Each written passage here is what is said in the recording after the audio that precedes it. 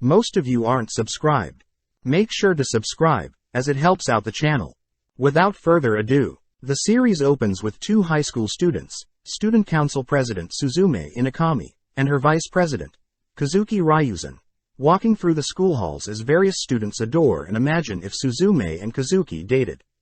At the same time, our MC, Ken Usato, an ordinary student, helps out around the school, noting how unfair the world can be sometimes.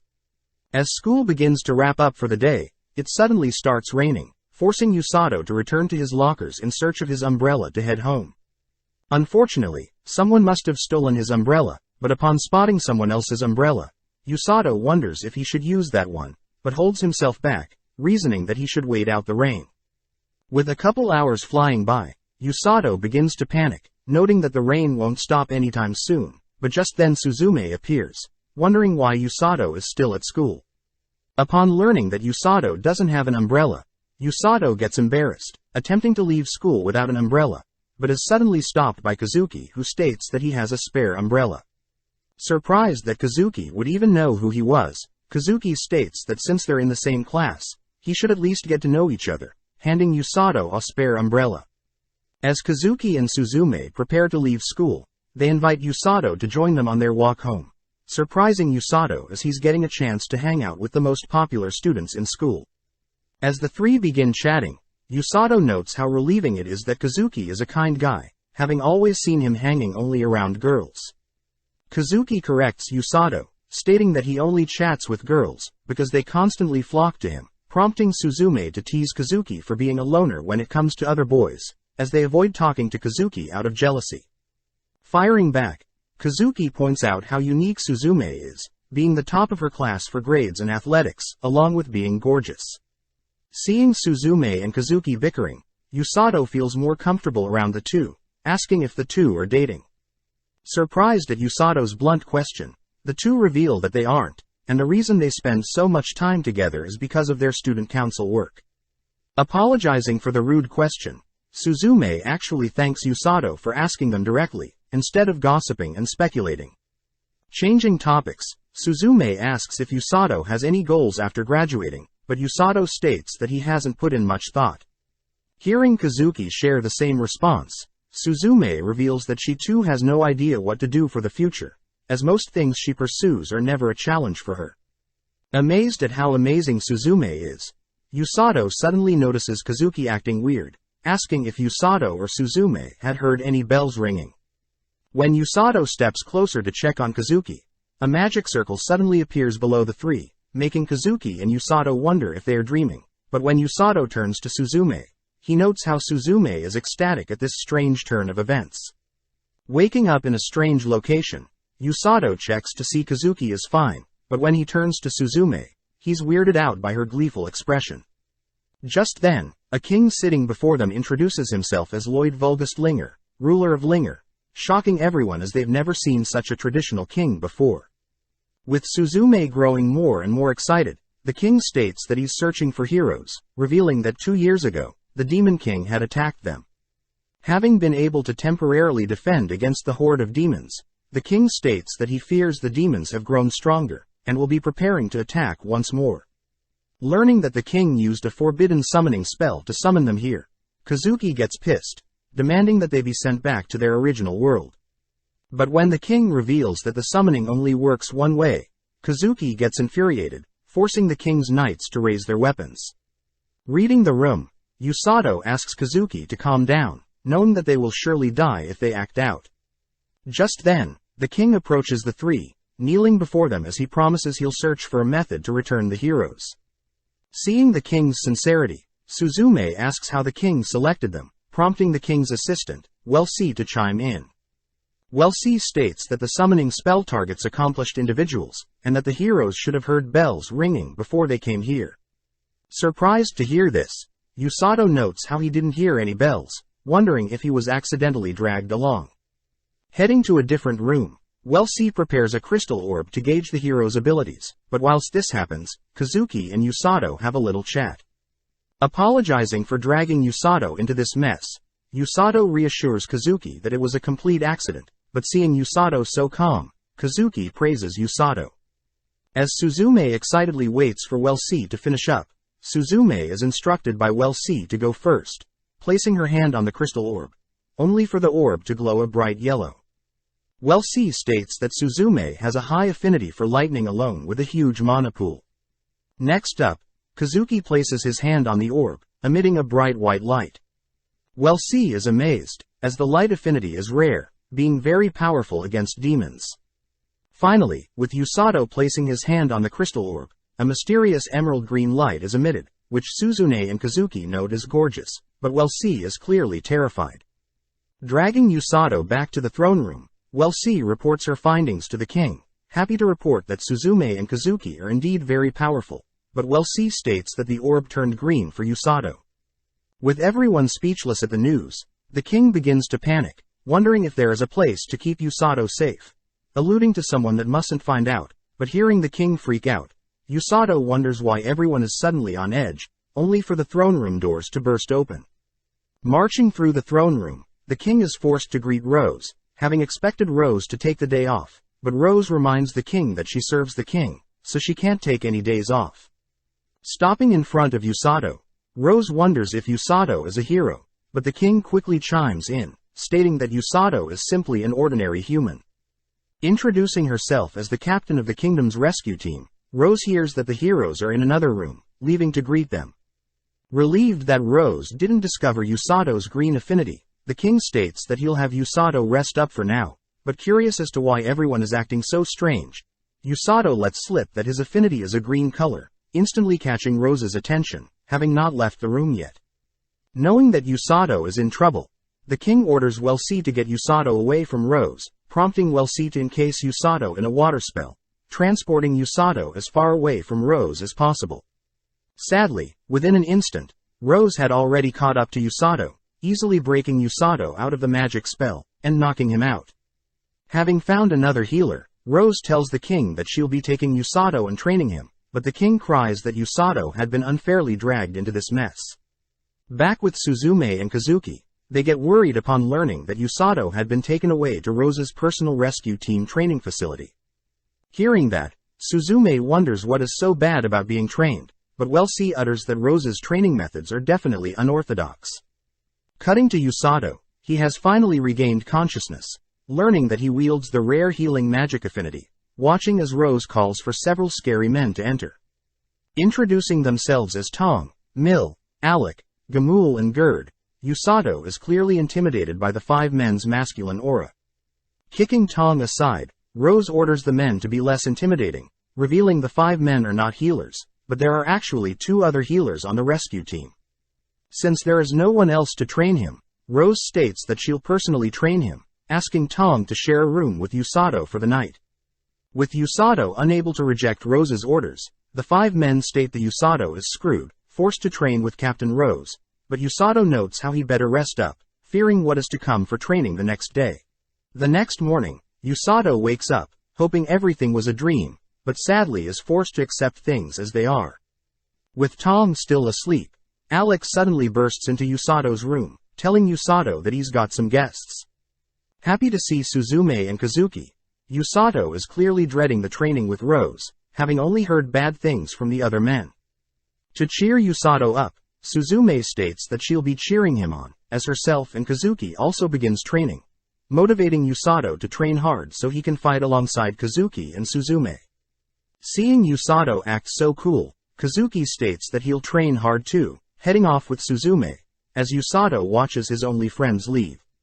Just then, Rose appears, asking to know if the heroes left. Terrified of Rose, Usato formally greets and answers Rose's question, but Rose states that Usato is allowed to do anything he wants, as long as he focuses during training. Handing Usato a journal, Rose asks Usato to take down his training every day, as it will help him track his growth and that training will start after breakfast.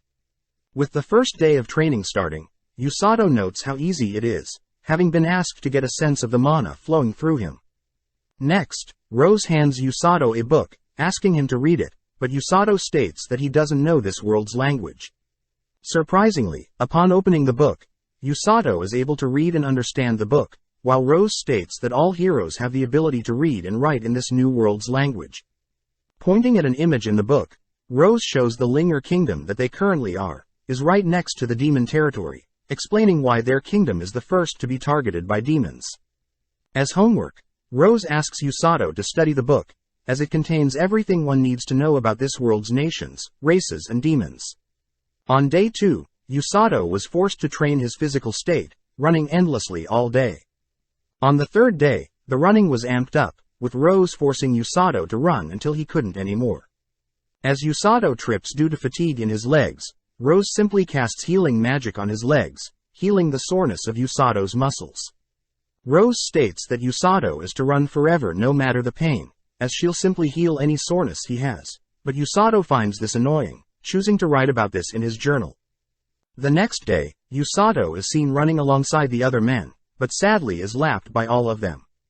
Finding it annoying that Rose is making fun of him for being slow, he chooses to write about it in his journal, instead of saying it to Rose's face. With day 5 and 6, Usato continues to run all throughout the day and even through rain, but when Usato trips, he gets really pissed at the training he's being put through, but suddenly notices a green light emanating from his palms. On day 7, Usato was put through hell, being beaten up all day by Rose, making Usato wonder if Rose was able to read his journal, but he reasons it's impossible as he wrote in a different language. With the same beating occurring on day 8 and 9, Usato, once again is suddenly able to manifest 2 green healing lights on both of his hands, noting how the pain from the beating is suddenly gone. On the 10th day, Usato notes how he can manifest his healing magic whenever, allowing him to run continuously without any fatigue. Worried that running all day would be wasting time, Usato suddenly hears Rose screaming for him to add extra laps, holding in his anger as he rushes to finish off the laps. On day 11, Rose had Usato do push-ups, but as Usato cycles between push-ups and healing, Rose states that in the midst of a battle, running away from enemies and running to allies will be the most crucial role of a healer. The next 2 days, Usato was asked to run in the mornings and perform push-ups during the evening, amazed at how light his body feels, but having caught on, Rose added several weights to add resistance to his training.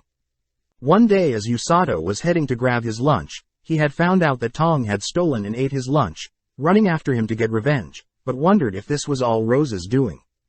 With another week passing, we see Kazuki, Suzume and several others visiting Usato, but upon reaching Usato's location, they are shocked at Usato's training. With a block of concrete and Rose sitting on top of Usato, Usato is forced to perform several push-ups, but not wanting Rose to make fun of him, asks Rose to give him more weight. With the help of his healing magic, Usato manages to perform push-ups with 2 concrete blocks, impressing Rose, as Usato is progressing faster than she expected. Seeing Usato's muscles expand rapidly, Suzume and Kazuki can't help but stare in admiration, but seeing Rose torture Usato, Siglus the Royal Knight grabs a hold of Rose, demanding that she halt her training. Glaring at Siglus, Rose states that although Siglus has his way of training, Rose states that Usato is special, as Rose plans to have him be her right-hand man, praising Usato's unrelenting will to push through adversity. Needing time to speak with Siglus alone, Rose asks Usato to have lunch with Suzume, Kazuki and Princess Celia. Having found a nice place for a picnic, Usato learns that Commander Siglus is the kingdom's strongest knight, and has been assigned to teach Suzume and Kazuki sword fighting. Wondering who the princess is, the princess apologizes for the late introduction, introducing herself as Chelly Vulgust Linger, making her the daughter of the king. With the princess asking Usato to be comfortable around her, she unveils an apple pie that she has brought, pleasing everyone as they enjoy the delectable tastes. Turning to Usato, Kazuki asks if Usato's training is as brutal as what they saw, but is surprised to hear that today is one of the lighter days. On the other hand, Kazuki states that himself and Suzume are learning swordplay from Siglus, whereas Welsi teaches them magic, a complete contrast to Usato's brutal training. As Usato reaches for another slice of pie, Suzume can't help but check out Usato's new body, amazed at his washboard abs.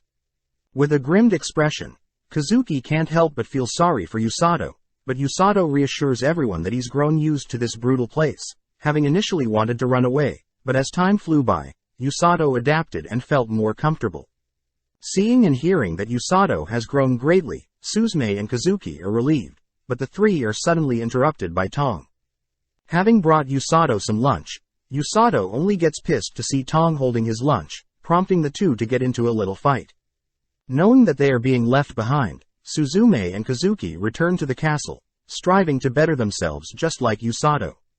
As Usato sits in a hot tub, he states that he's proud of how his body has become, but wonders if he has the mental capacity to make use of his new body on a battlefield. The next day, Rose and Usato finally head out, leaving the kingdom and heading to a forest nearby, renowned as the Darkness of Linger. Rose asks Usato to hunt down a grand grizzly, but Usato gets terrified, reading that blue grizzlies turn into grand grizzlies only after 100 years. Rose reassures Usato that he should be strong enough by now to take one on, but having heard enough of Usato's whining, Rose simply picks Usato up, tossing him into the middle of the forest. Now flying through the air, Usato suddenly begins fearing for his life, beginning to free fall into the forest below him. Turning his backpack to face the trees, Usato begins rapidly healing and repairing his body, ultimately surviving the fall. Knowing that Rose won't let him leave until he slays a grand grizzly, Usato notes how it should be easy to hunt down, having read grand grizzlies are only 2 meters tall, but suddenly a grand grizzly appears. Beginning to chase after Usato, Usato is forced to flee from the grand grizzly, happy to see that his training is paying off. But sadly, the grand grizzly is able to keep up with Usato, forcing Usato to attempt to stand off against it, but upon spotting 2 blue grizzlies helping the grand grizzly, Usato reasons that he should continue running. Wondering if there is a way out, Usato suddenly hears water nearby, running through a clearing only to leap into the waterfall, prompting the grizzlies to turn around and stop chasing. As the sun begins to set, Usato is seen drying off his clothes and assessing the materials Rose had packed for him, all whilst insulting Rose for being so brutal. Knowing that he'll have to get used to this life, Usato marks the first day of survival, heading to sleep under some leaves. The next morning, Usato adds to his tally for days in the forest, beginning to explore and hunt down the whereabouts of the grizzlies. After finding some grizzly markings, Usato suddenly hears some rustling in a nearby bush, turning to face the sound with his blade. Luckily, an injured rabbit appears, kneeling before Usato as it seems fatigued. Feeling sorry for the rabbit, Usato uses healing magic on the rabbit, happy to see the rabbit is all fine now. As Usato continues to search for the grizzlies, Usato notices the rabbit following him, but getting an idea, Usato asks if the rabbit knows where the grizzlies are located. Surprisingly, the rabbit is able to lead Usato to the grizzlies' den, spotting the grand grizzly along with a blue grizzly and its child, amazed as Usato can now focus on monitoring and preparing to slay the grizzlies. With several days passing, Usato continues to monitor the grizzlies, leaving to gather river water which Usato's worried about drinking. Having been several days of watching the grizzlies interact with each other, Usato begins to adore the grizzlies, happy to see that the rabbit is still visiting him every so often. Sadly, due to drinking too much of the unclean water, Usato realizes that he's been poisoned, as his healing magic isn't removing the pain. Luckily, the rabbit appears once again, guiding Usato to some clean drinking water, but before Usato can thank the rabbit, he notices the rabbit acting strange. Following the rabbit up a tree, Usato begins scanning the area, only to spot a massive snake circling the forest, shocked as he never read anything about a snake as big as this creature. With 4 more days passing by, Usato grows more and more empathy for the adorable grizzlies, but knowing that he can't stay in the forest forever, states that he'll slay the grand grizzly tomorrow. With tomorrow arriving, Usato notes how annoying it is that it has begun to rain, but Usato also notices the rabbit tugging against his leg, stopping him from leaving. Believing that the rabbit doesn't want Usato to get wet, Usato waits out the rain, only to begin heading towards the grizzlies once the rain has subsided. With a worried rabbit tagging along, Usato peeks out to locate the grizzlies, only to be shocked that the grand grizzly along with the blue grizzly has been slaughtered. Seeing that bite marks on the grizzlies, Usato deduces that it must have been the snake, and since the corpses of the grizzlies are still here, the snake must have killed for fun. Just then, Usato spots the smaller blue grizzly, popping its head out from some stones, having been hiding from the snake. As the small grizzly waddles towards its parent's corpse, Usato states that he despises those who make others cry, promising to get revenge for the grizzly child. At the same time, we cut to Kazuki and Suzume who have come to visit Usato, but learn that Rose and Usato have been missing for 10 days, making Kazuki worry, but Suzume states that if Rose is with him, there should be nothing to worry about. Carving a spear out of a branch and fueling up, Usato asks for the rabbit to lead him to the snake, following along as the rabbit begins hopping through the forest. Upon reaching the snake, Usato spots the smaller blue grizzly injured, having tried to avenge its parents. Quickly running in to draw the snake's attention, Usato is surprised by the speed of the snake, barely able to dodge the snake's bite. Seeing an opening, Usato punctures one of the snake's eyes with his wooden spear, bracing himself with some healing magic, as the snake knocks Usato to the side. Taking out his blade, Usato begins dashing towards the snake's blind spot, but having anticipated this, the snake manages to bite onto Usato's arm with the blade. Pissed that the snake had read his move, Usato activates his healing magic, gripping his blade tighter, driving his blade deep into the snake's mouth. Screaming in pain, the snake releases Usato from its grip, but as Usato steps back to reevaluate the situation, he realizes that he had been poisoned. Having been poisoned from drinking the dirty forest water, Usato had learned to nullify any poison by healing his body from the inside out, only to rush towards the snake. Spotting the snake preparing to smack Usato with its tail, the smaller blue grizzly intercepts the strike, allowing Usato to mount the snake, making it towards the snake's head. With a clean punch to the snake's head, Usato follows up by puncturing the snake through the head, only to collapse onto the ground. Seeing the smaller blue grizzly waddle towards him, Usato is grateful that the smaller blue grizzly is alive, apologizing as Usato is currently trying to remove the snake's poisons from his body. Completely paralyzed and unable to move, Usato is horrified, spotting the snake slowly getting back up, opening its jaw as it launches towards Usato. With no other option, Usato cries for Rose's help, allowing Rose to triumphantly arrive, instantly slaying the snake with a powerful stomp. Happy to see that she made it in time, Rose reveals that the rabbit that was helping Usato is actually her pet, Kukuru, having been assigned to help Usato all along. Rose reveals that she had planned to not intervene at all, but upon learning that a snake from the Demon Lord's army was nearby, she had no choice but to intervene. Rose admits that she hadn't planned for this, but the fact that Usato was able to take on a snake that would normally trouble a unit of elite troops, means that Usato is growing rapidly. Seeing the smaller blue grizzly trying to protect Usato, Rose admits that she and Usato are quite alike, asking if Usato would like to take the little blue grizzly with them. With the little blue grizzly agreeing to follow Usato, Rose lifts the little blue grizzly and Usato out of the forest, congratulating Usato as he had passed her test with flying colors. As the sun begins to set, Rose states that although Usato has yet to master the basics, she is impressed that Usato has the ability to withstand pain and a tough mentality. Rose reveals that the other two healers never was able to earn that praise from Rose, but Rose also mentions that the demon army will be attacking soon, but at the same time, we see that the Demon King has ordered one of his commanders, Amila Vergrit, to begin their attack on the Kingdom of Linger. Check out one of our other videos on the screen or in the info card above. Subscribe, like and comment.